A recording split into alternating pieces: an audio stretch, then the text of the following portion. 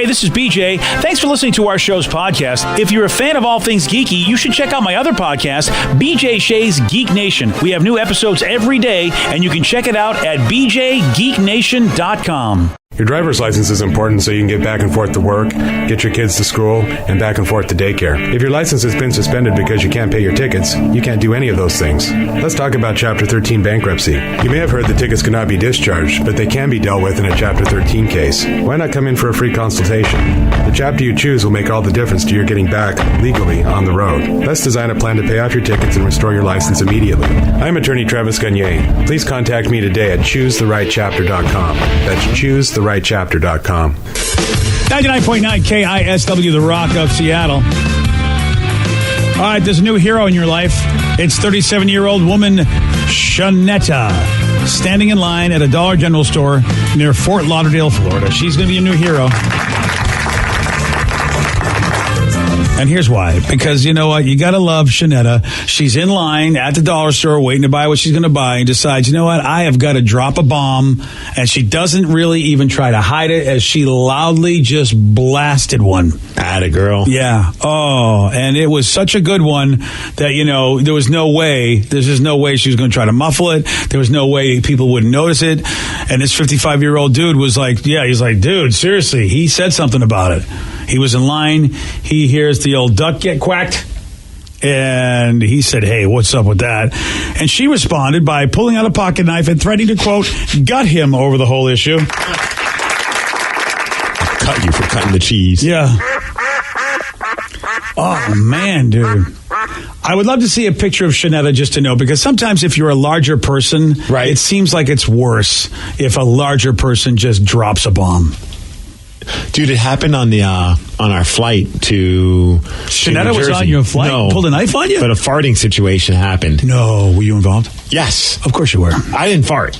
Oh. So we're on the plane, and there's, obviously 3 people and my wife's at the window seat, I'm in the middle, and then there's some other woman next to us. And so we're flying, and then we hit this insane amount of turbulence. I've never experienced. It was crazy, dude. Usually I think turbulence is kind of fun. It's like a roller coaster. But this was the first time where I actually thought maybe we're going to die because the weather was so bad flying in. There was just choppy as all hell. My wife's freaking out, of course, so she's being very quiet. But then she looks at me and just says, Steven. And that's usually code for you just farted, didn't you? Oh, she thought it was you. So I'm like, what? And she's like, did you just fart? And I was like, no. And the lady next to us, she goes, I fart when I get nervous. Oh, that's uncomfortable. I felt so bad. Because I'm like struggling not to laugh. And my wife, I'm like, look, it's not just me that has bad gas. I mean, it was rancid. And I felt bad for the lady. She was freaking the hell out, like to the point where she started praying out loud. She did the whole like Our Father and all this. Like she's flying through all these different prayers, and she's doing the Our Father too. Yeah, that too, dude. Oh, damn. Oh, it made my day though. It wasn't me. Finally, when I say I didn't do it, I did. This time I didn't. I had backup. I think you should turn to your wife and go, honey, don't you know my brand by now? Yes. I'm offended. Wow, dude. And then the poor lady had to tell you because she could hear that. She heard my wife call me out, which I thought was very commendable of her because she could have easily just stayed quiet. And I would have stayed quiet. I don't know why, but I get so ashamed if, in fact, I am the source of something like that. And I should dime myself out, but I don't. Mm-hmm. I never do. So, yeah, I wouldn't have said a word. I would have, because I figure, you know what, that could have come from anywhere, right? There's guys behind you, guys in front of you. It doesn't necessarily have to be the person next to you. Right. Blame the person in front. Yeah. Oh, gosh, that poor woman. Yeah. And if that's what she does when she gets nervous, like it's not oy, oy, oy. Or either that or she can't hold it in, like it's just too much, This was really bad turbulence. This is the worst I've ever experienced. Wow. Yeah, I'm even in bad turbulence. I'm like, well, what am I going to do? I mean, the plane, if the plane is going to have a problem, it's going to have a problem no matter whether you're flying smoothly or not. In my brain, it's like I'm way up here. It's over. It's like if there's a problem, they go through the safety procedures on a plane, and I laugh. Like in case of a flotation land, a water landing, which of course is such an oxymoronic term. A water landing? No, you don't land a 40 million ton thing in water. Yeah, Sully, yeah, you can. Oh, ask Sully. Tom Hanks did it. Did Tom Hanks do it? Yeah, most of the time. When they do that, they don't land. Good for Tom Hanks. Yeah, so... Have you ever been on... So if you think you're going down, you're at peace with it? Yeah, I mean, because I already know when I'm up there. Mm-hmm. And it doesn't bother me. It should. You know me, Steve. You think something like that would bother me? I am actually crazily calm on a plane. It does not bother me at all. Usually turbulence doesn't bug me at all, but when all of a sudden your butt is leaving the seat and you're bouncing. Oh, that's a fun ride. Oh, man. I at first, that's what I was thinking, too. I'm like, yeah, this is getting me ready for Disney World. This is going to be awesome. And then all of a sudden, I'm like, oh, man, I don't know if we're going to make it to Disney World. Yeah. There's something about it, because fear of planes and fear of something like that, you see the biggest, strongest, most aggressive and leadership quality type of guys be reduced to little babies. There's something about a plane ride where you look at somebody who's got the suit and they look like that, and maybe they're a skillionaire or maybe they're a star athlete, and then I'm sitting next to them, and then a little turbulence happens and they are white knuckling. They're tripping out. It's like they're 3 years old again and they want their mommy. And I all of a sudden feel like, wow, this is the one gift I have. This doesn't bother me. I could be the guy in this situation that could make them feel like, hey, don't worry about it, I got you, buddy. Which that never happens when you see me around other dudes. Usually I'm always the guy like, oh, I can't do anything. See, my first thought was to pull out my phone and start recording her freaking out. Oh. Which is, I don't know what that says about me. That's not a leadership quality, huh? And then you can put like a little in the comments in the video, yeah, she farted up the whole joint. Yeah, this is what that lady sounds like when she farts. Oh, gosh.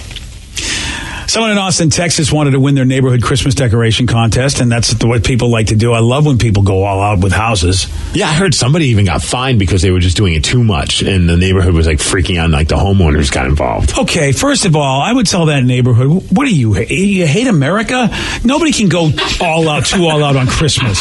There's no way you could possibly go. Their problem was that too many people were showing up to the neighborhood. Yeah. Causing traffic, causing issues. Like if you can't get out of your home, out of your driveway because everybody's parked outside of your house, I think you'd become a terrorist too, BJ. I can see that. That's why you've got to get, like special authorities involved to just, like Chick-fil-A, you got to get traffic directors. Yes. That's what you got to do.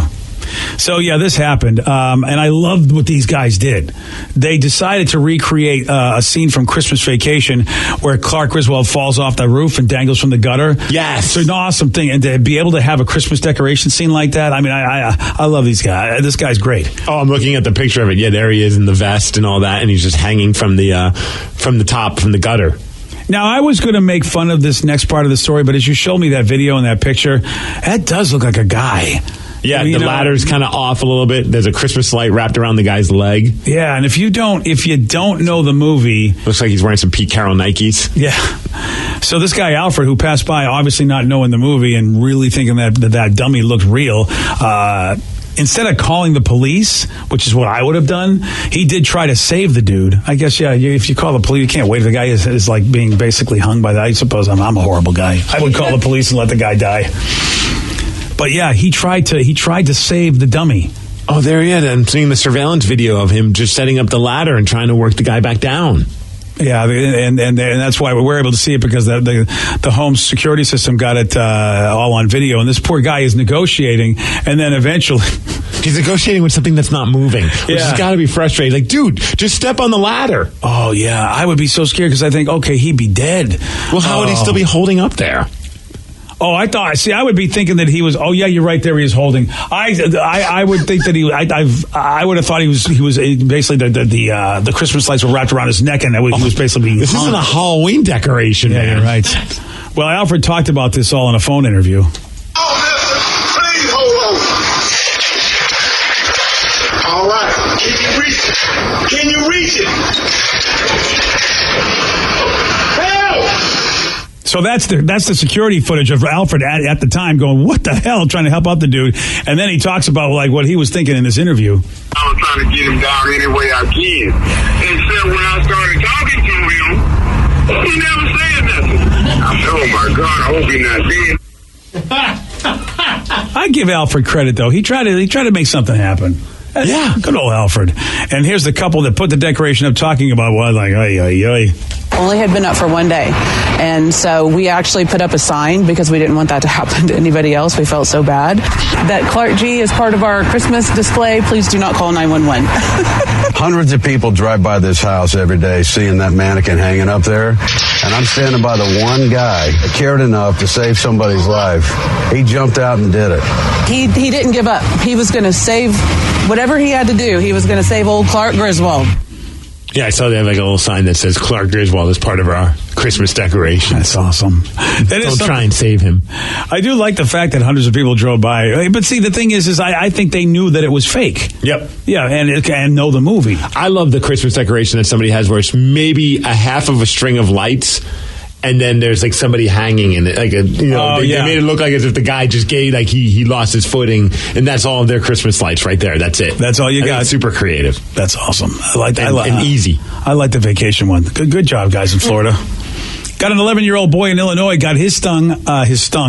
Again, this is all about a Christmas movie. He got his tongue stuck to a frozen pole last Tuesday, and he said, "Why do it?" Well, I watched A Christmas Story, wanted to see if in fact it was accurate. Fun fact, this weekend, Vicky also got her tongue stuck to a frozen pole. It wasn't frozen when I was done with it. Oh, wow. Steve's back, and he hasn't lost a step.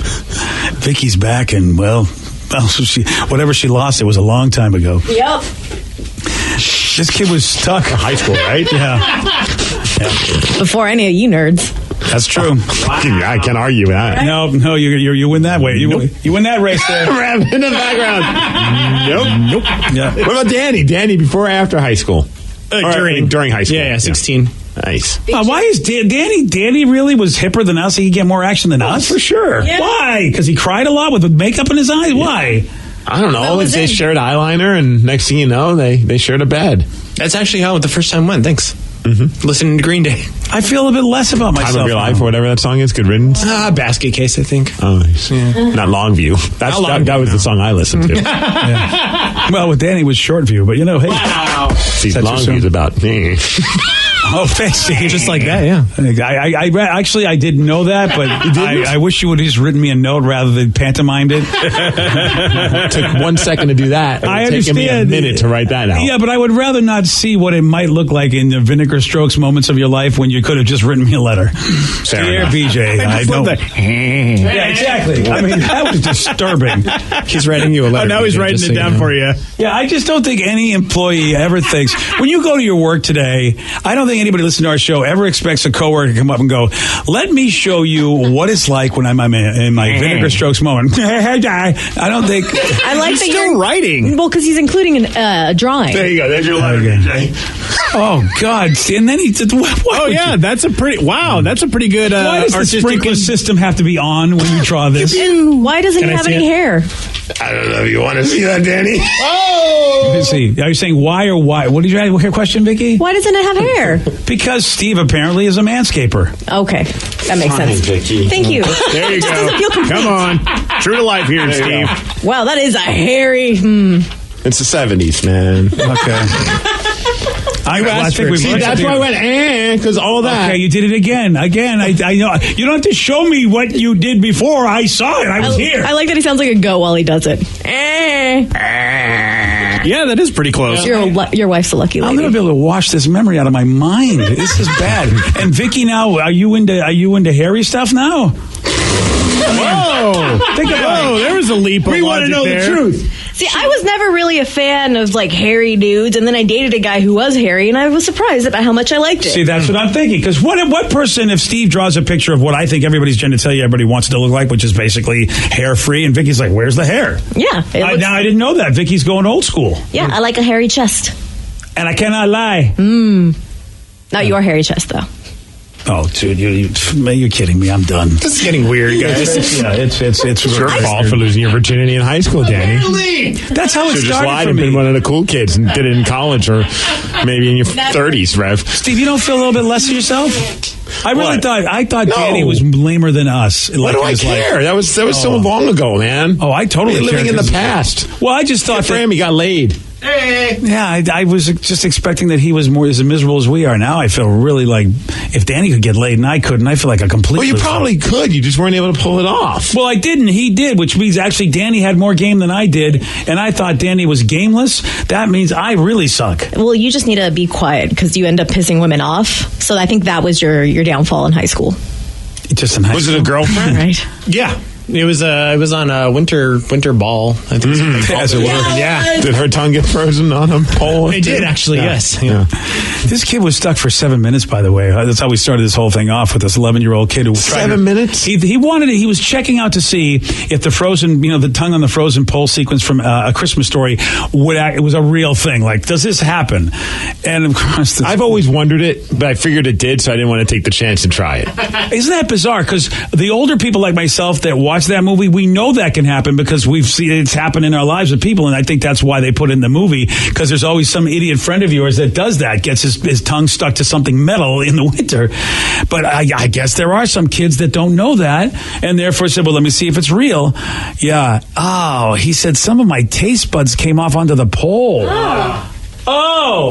Oh, yeah, Vicky showed me see the blood. You could see the spot where he looks just very happy. He's got a future of a lot of stupid things he's going to do. Yeah, he does. He looks very proud that he did that. By the way, because look, there could be some people listening that don't know about like what you got to do, because this kid didn't know it was real. So if that happens to you, have somebody get some warm water or hot water. That'll get you off right. Is that what you're supposed to do? Yeah. Yeah, the documentary Dumb and Dumber shows that you're supposed to get warm water. It's a great documentary. Yeah. You really didn't know that, Steve? No, man, I really didn't put much thought into it because I'm not going to put my tongue on a pole. Oh, dude, yes. Ever. My generation, that's what every parent warned us, because there was always that one idiot, and they go, because what they would do, it was the very same thing. They would try to troll you. Your buddies would troll you and go, dude, you've never lived until you put your tongue here, and it was in the winter, and then next thing you know, you're stuck. And so my mother was the one thing she did well for me. She said, come here. Because I don't know how stupid you are. I think because my brother might have been stupid. So she says, if the kids ever tell you that we met, yeah, no, he's not stupid. He's a good man. Well, he might have been. Here's what I figure: when your mother pulls you aside and you're sent me chocolate covered strawberries. I like that, man. He's a good dude. Yeah. But here's what I wonder: if my mother's got to warn me, and I have an older brother, I think that maybe something happened to him. That's a good point. So she pulls me aside and she goes, "Look, I don't know how stupid you are, but if one of your friends ever tells you, hey, blah, blah, blah, with the frozen pole, don't try to pull it off. Tell someone to get some warm water." I'm like, why, Mom? And she just goes, because it melts it and then you can get the thing off. I'm like, I guess it does make sense. That's science. I looked up how you could also fix it. If you take your hands and kind of rub the pole, it'll kind of warm it up to get your tongue free. Are we still talking about the same thing? Maybe. Wow. Wait, you can warm up the pole with your hands and that'll do it? And if that doesn't help, then do the warm water, but don't do hot. Or cold, obviously. That's what it says. I'm just reading what it says. When I was a kid, the neighborhood girl, she got her tongue stuck on a fudge bar. Oh, that's right. Yeah, that can happen. A frozen fudge bar? Yeah, if it's really super frozen. Huh. Yeah, I can see that. So he says, don't feel bad, BJ. My little sister lost her virginity before me. I cried. Yeah. And with Danny, it was kind of like it would be like my little sister. True. But I cried, not you. Yeah, exactly. Hey, how is it possible that a 7-year-old made $22 million this year? 7 years old. $22 million. I'm going to tell you how at 8:17 on The Rock. BJ and Migs, mornings on The Rock, 99.9 KISW. 99.9 KISW, The Rock of Seattle. Forbes has released their annual list of the highest paid YouTube stars. And number one is the 7-year-old kid who does Ryan Toys Review. And I've seen this kid, actually. What? Yeah, he's adorable. He made $22 million this year.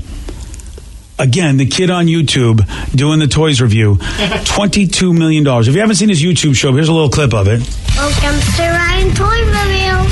We're in outer space. Aliens! Pew, pew, pew, pew, pew! Pew, pew, pew, pew! How about we pretend to go in real space? Hey, Mommy, can we pretend to go to outer space? Yeah. Hey there, Ryan. If you want to go to outer space, you gotta put on your spacesuit like this. Why do you need to put on your spacesuit? Good question. I'll be right back. Where did Mommy go? Did Mommy go to space? No, Mommy went to the bank to cash in all the cash that you guys are making. Yeah, it is. I mean, it is amazing because of what YouTube offers. Anybody can make a show. Dude. That Hollywood would say, guess what? You don't get to make a show because we don't think you're the right person for the job. And YouTube says, well, I'm doing it anyway. I mean, at least it's like super produced and it's fun. It's got silly graphics. I was worried that you're going to show me this video of a kid sitting in front of a toy reviewing it. At least they put a little effort into it. It's nuts that it's gotten nearly 10 million views, that one video that we just played a clip from. Yeah. And he's got 17 million subscribers. Wow. I have to tell you, I mean, that's a lot of money, but I think the television industry just dropped the ball. As soon as this kid and his mom started getting good, how did a network not just say, we're going to do a weekly show with you? I don't understand how they let these people make all this money and TV wasn't involved. And apparently they do animated little shorts as well, or little videos. Yeah. That's super cute. Yeah, it really, really is. And it has a very Blue's Clues look to it. It does. And I'm like, who fell asleep at the TV desk that someone didn't go, we're going to make this a Saturday morning show with these people? Because $22 million is impressive on YouTube, which means if they're making $22 million on YouTube, YouTube is just raking it with the amount of views that these guys are getting. So this is, my kid used to watch that channel daily. Wow. It says that quote-unquote kid is 35 years old. That'd be funny if it was, actually. That's awesome. That's amazing. Like, imagine being the parents. Here you have a kid that just wants to do a dumb little video, and you're like, fine, let's do this. And then you just start seeing it grow and grow and grow. Next thing you realize, we can quit our jobs. Yeah. Like, we are set. This is it. How did you become a millionaire? Well, my kid reviews toys, and I edit the videos together. And the kid's adorable. He is. There's something... If he's a kid. Yeah, well, we have to check this out. But, there's something about some kids who just like they're cute kids and they do whatever, but then there are other kids that just somehow have that thing on screen. I mean, that's the thing with a lot of child actors. A lot of child actors are like, some of them really have that thing as a kid actor, and you go, wow, they do a great job. And then as they get into adults, it's like they lose it. And they're just, for some reason, they can't act as well as they seem to be able to when they were kids. I kind of want to know what the behind the music story is going to be on this kid 20 years from now. I hope he does okay. I'm not hoping for anything bad to happen to him, but that's a lot of success to have at a very young age. Yeah. And typically it doesn't end well. The secret to this, I have to say, and we're starting to see it more in movies and more in television shows, the secret to this is they look like regular people. Hollywood never used to show you people that look like you. The mom doesn't look like she weighs 80 pounds and, she's an attractive woman, but she looks like a regular woman. And Hollywood never used to show us those people. And I think that has really resonated with a lot of beings that go, oh, you look like me. You look like you're just a mom and a dad with a little kid, and you're just doing what you're doing. It's something with YouTube, too, because I know that Lily will sit in front of a phone and watch YouTube all day long, but she gets tired of TV. Like, if we, on Saturday mornings, she'll watch one or two cartoons, and then she wants to go do something. Whereas, like, if you give her a mobile phone with YouTube on it, she'll watch that all day. It's come to the point where she's not allowed to watch YouTube right now. That's so bizarre, Danny. You know what? That's funny. My wife has also done that to me, but it's a different type of fair enough, red tube. Isn't that that's bizarre that the mobile device doing the same thing the TV does is what captures her and the TV doesn't. That's interesting. Maybe because she feels like it's mobile, she still has more freedom than to being stuck in a room looking at that big box. She can walk wherever she wants with it. Yeah. No commercials. I mean, there are ads on YouTube, but it's, they go pretty quick as opposed to sitting through 5 minutes of commercials or, it's pretty intense. Like, these kids have it down. They got it down. This is the dumbest thing ever. The toy reviews, my son and my niece sit there and watch them playing with toys that they've already have sitting in front of them in their bedroom, yet they still sit there and watch. It's crazy. But I mean, don't you do that when you watch football, too? Like, you're watching someone else enjoy something, and it's not so much the toys than playing with the toys. I'm guessing it's, the interaction and the characteristics. Here's what that texter's missing, and we all know it from Blue's Clues. The people that love Blue's Clues, kids and stoned people. Mm-hmm. So if you, sir, get stoned and then watch Ryan's reviews. Get stoned, hang out with your niece and your son, and watch children's shows. Nothing's weird about that. Because I think an adult that gets baked is on the level of a child's, like they enjoy life the way a child enjoys life, and therefore something as simple as that might be cooler when you're stoned. See, this would be great if you have a kid and you're like, I want this toy. Like, no, shut up. Just watch this video of another kid playing with the toy. It's good enough. Yeah. Watch little Ryan. Oh, Ryan. And it says, hey, what's up, Sarah and Joe? They haven't done any cool videos like this. They should start doing their own. Dude, I think I might have done stuff like this if this generation of YouTube was around when they were around. I think because they were adorable. I did some audio cuts of them that I thought were really funny. And if we had the YouTube type stuff that we had back in the day, the two of them would have been funny as hell. Damn it, I missed $22 million, Steve. You can still try.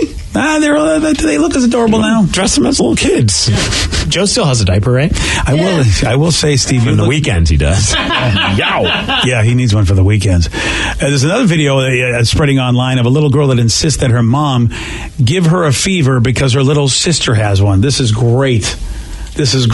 My sister has a fever, Mom. I want one. Why do you want a fever? You want a fever because sister has a fever? You had a fever for 2 weeks already. I want a fever again.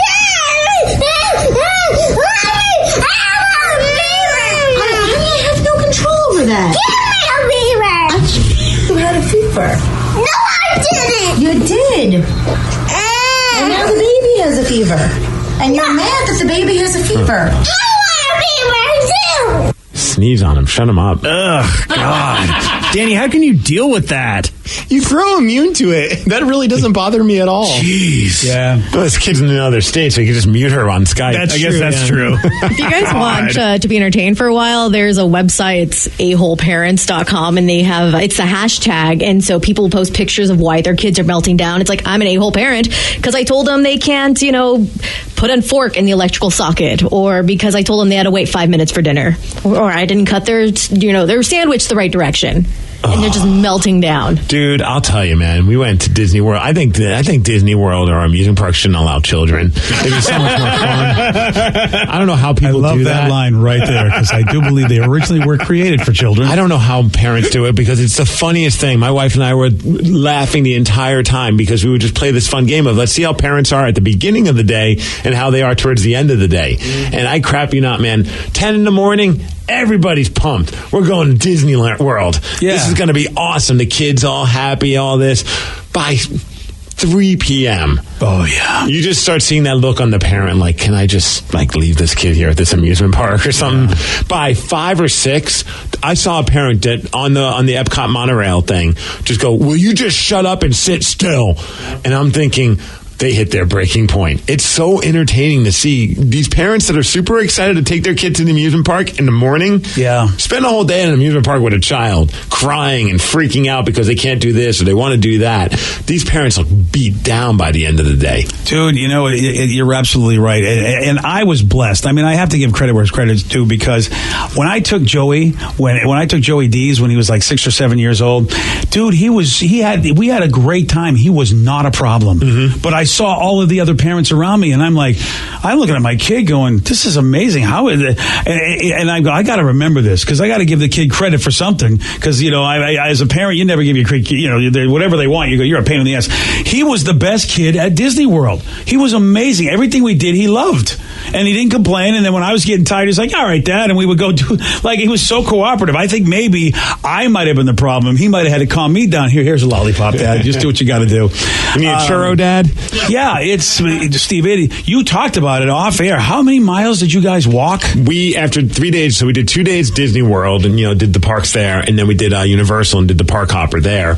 Total, I think, with, the phone thing, I don't know how accurate that is, but, it gives you an idea a little bit of the steps and the miles. It was 26 miles. Yeah, dude. That we walked in the course of 3 days. It's a lot.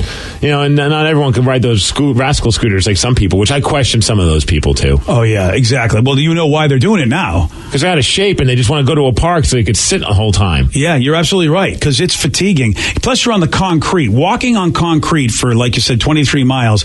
We did the same thing. We're in the convention center. I don't know how many miles we did as you, but we know when you and I covered CES, all the miles we had to walk for that. When we went to the PAX Unplugged in Philadelphia, that's where we were. Dude, it's fatiguing. You don't think it's fatiguing because you go, how can I be getting tired? I'm at an amusement park. I'm not working. I'm actually on vacation. Why am I in a bad mood? You're getting tired. You're walking your ass off. You're really getting wrecked. Oh, especially when it's warm or sticky and humid. Oh, yeah. One person, my wife and I went to Disneyland 3 weeks ago without our kids. 3 days in the park, just us. Best time ever. Yep. Yeah, I told my wife, if we ever did have a kid, that's my rule is until the kid is big enough to ride at least the kids' rides. Yeah. There's no reason to bring this child to Disney World or Disneyland. It's already a cluster F. And then these freaking old people on those rascals or whatever those scooters are, I don't have a problem with it until you start hitting that damn horn. This guy, he was honking the stupid rascal horn, which is the most obnoxious sound. I don't know if you've heard it. And he's doing it everywhere. I'm like, dude, what do you want? It's a freaking amusement park. You can't help people who are going to be around you. You can't honk people out of the way. Exactly. And you're going to have to wait in line. Like, you'll have to wait and walk at the speed or rascal at the speed that the whole crowd's doing. I'm with you. It's like, wait, you want us all to get out of the way so you can get through, but we're all trying to get through. Right. Here's your rascal. You go at the pace we're going, stupid. And I contend, and I don't know if I'm going to upset Danny with this, but I think I might be done with Disney. Oh! Whoa! I think I'm more of a Universal guy. Universal Studios is so much more fun. I wish we would have done 2 days there as opposed to 2 days at Disney World. Fair enough. It's like you wait. I probably spent about 7 hours in line to enjoy about 15 minutes of rides. Yuck. Do they not have a fast pass? You get, on their app, you get 3 fast passes a day. Oh, in other words, you get to only use it 3 times. You can only, and you have to go online and hope it's not already been done. Like, we put a fast pass down for the Aerosmith ride 2 days before we went there, and I went, then everything else was fast passed out. Okay, that's that. I mean, I think that the reason they do that probably is just like there's probably too many fast passers, so it's not really a fast pass anymore. So they got to limit it somehow. I get it, but I miss the old days of just grabbing the ticket, going in the spot, grabbing the ticket, coming back. You can get as many tickets as you want. It's perfect. Yeah. Now they're kind of regulating it. It's ridiculous. Here's the issue: is that's why they started regulating the fast passes, and it used to be a lot better, but now it sucks. It kind of sucks to go to Disney World, and that's why I will contend this: as long as you're done with Disney World and not Disneyland, because Disneyland is 15,000 times better than Disney World. Although Tower of Terrors and Disney World is amazing. Agreed. The Fifth Dimension is phenomenal. Okay. Like, there's a roller coaster, like there's a moving elevator cart part, which is pretty cool, which I didn't expect. That was pretty awesome. But Universal is so much better, man. Well, they got the Harry Potter. The new Harry Potter thing, we did that. I don't know what it's called. The Escape from Gringotts. Gringotts. Oh, that's the bank. Yeah, it's the magical bank in the Harry Potter world. Yeah. I don't even know anything about Harry Potter, but that ride was mind-melting. It was awesome. Oh, I want to go because when we went last time, you and I went, they didn't have the Gringotts experience. It was great, dude. Oh. Even my wife was in heaven because she loves Harry Potter, so she was So it was better than what we saw?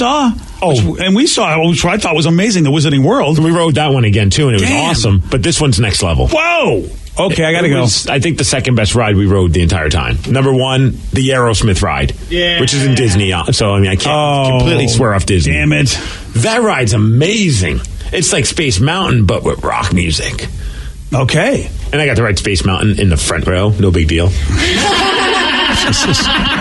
So proud. A big baller over here. I'm a big boy now. Look at me. Oh, that's awesome. I also love the ET ride, man. I know it's so silly and it's been around forever, but there's something cool and nostalgic about doing the ET ride. Mm-hmm. Yeah. Well, Universal does. The only thing is, I think that Disney's going to probably hook you all back in when they get the Star Wars stuff cooking. Dude, they told us that they're building the Star Wars hotel.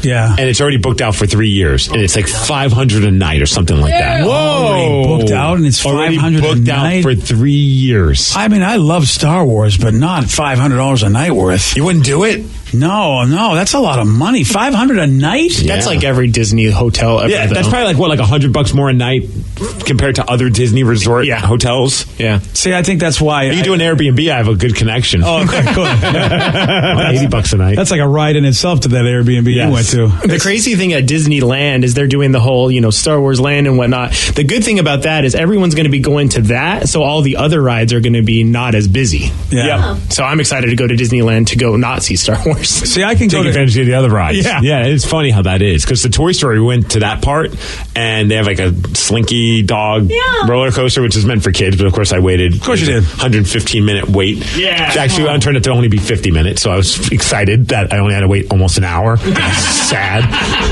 but it was fun. But that Toy Story area of Disney World was ridiculous. It was packed because it's pretty new. Yeah, and I mean, I like Orlando as a city, so I think that even going there, I always thought that that whole area, it's good. That's why it's like my trip to Philadelphia was so disappointing because of the fact that it was just a miserable experience outside of the con itself. In where I went to go, the experience was great, but then once you decided, well, let's see what Philadelphia is like, and go outside the con, what a miserable city. Just a miserable city. Everywhere I turned, there was a miserable experience. We come home, go to the parking garage of our hotel. And by the way, this is a hotel that I really have good luck with. So I am so shocked that, wow, Philadelphia took a hotel that I've never had a bad experience with and maybe never want to, like, I almost said, geez, thank God this wasn't the first time I stayed at this chain's hotel. I would never want to stay there again because but then I realized it wasn't the hotel. It's Philadelphia, and they unfortunately have to hire Philadelphians to work on the hotel. Yeah, it's whatever hotel, a.k.a. the Go F Yourself motel. It's like if God said, I'm going to create heaven in Philadelphia, but I'm going to staff it with people that live in Philadelphia, it will immediately turn into hell. Wow. Well, I mean, there was a reason why Will Smith went to visit Uncle Phil in Bel Air. Yeah, exactly. What a pile of a city. It's just oh, God.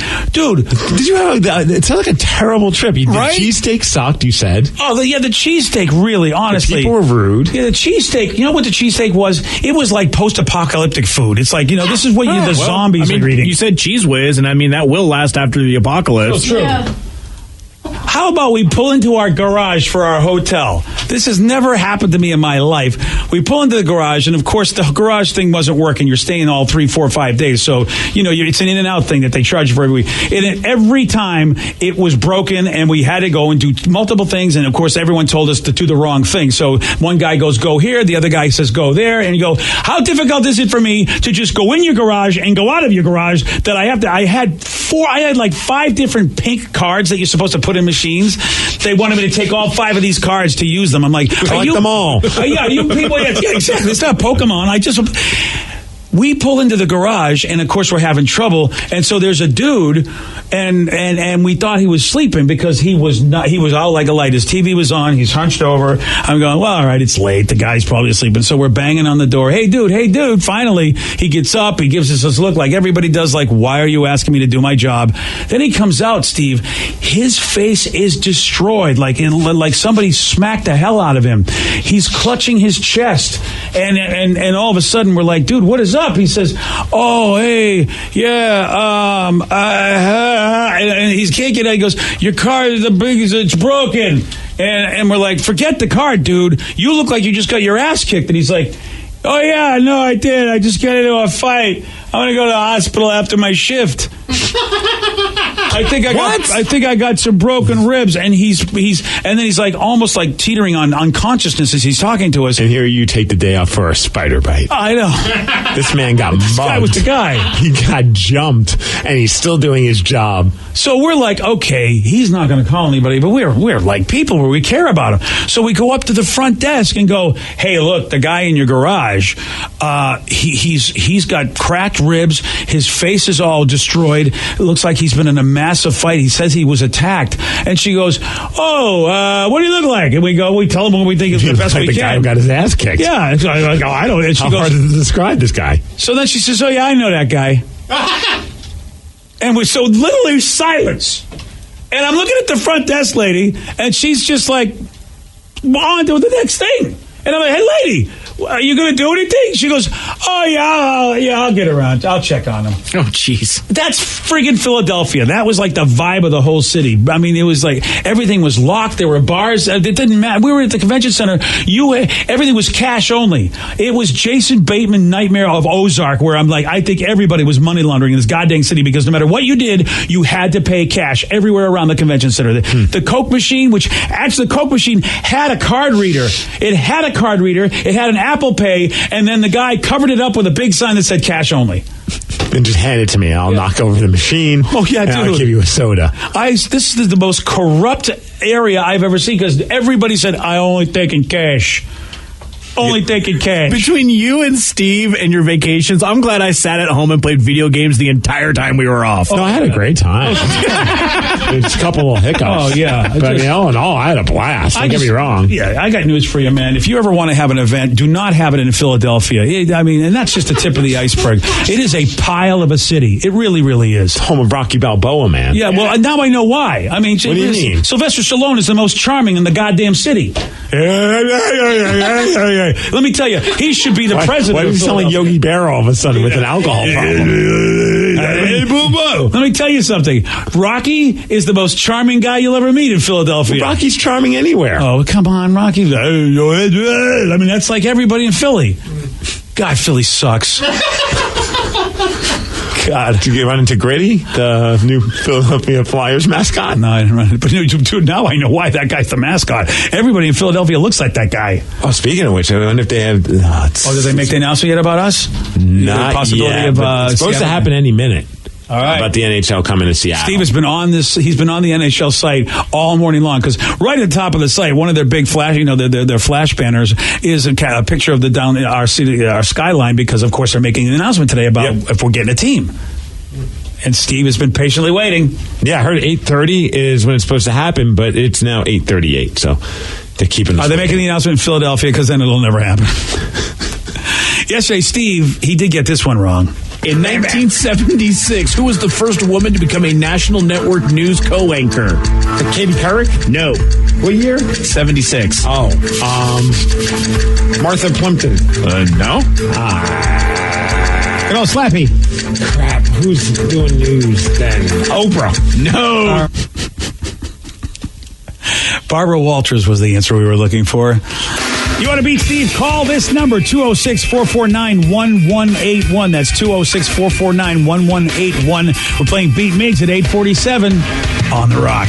Today's podcast was brought to you by Travis Gagne, bankruptcy attorney. He's here right now and has agreed to answer more of your questions about bankruptcy.